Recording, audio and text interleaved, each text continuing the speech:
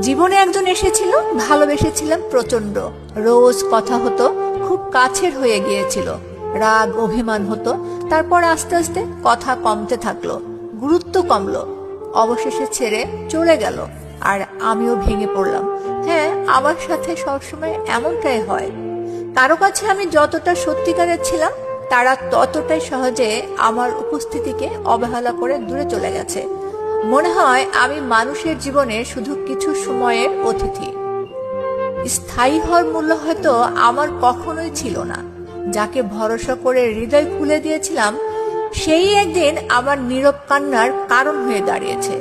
ভালোবাসা দেওয়ার ক্ষমতা আমার আছে, কিন্তু সেই ভালোবাসার মূল্য দেওয়ার মানুষ আমার ভাগ্যে যেন খুবই কম।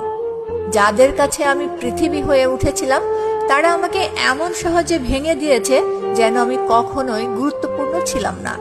এখন আমি বুঝেছি, আমি ভুল ছিলাম না, ভুল মানুষকে ভালোবেসেছিলাম, এবং সেই ভুলই বারবার আমাকে হারিয়ে দেয়, ভেঙে দেয়, নিঃশব্দ করে দেয়।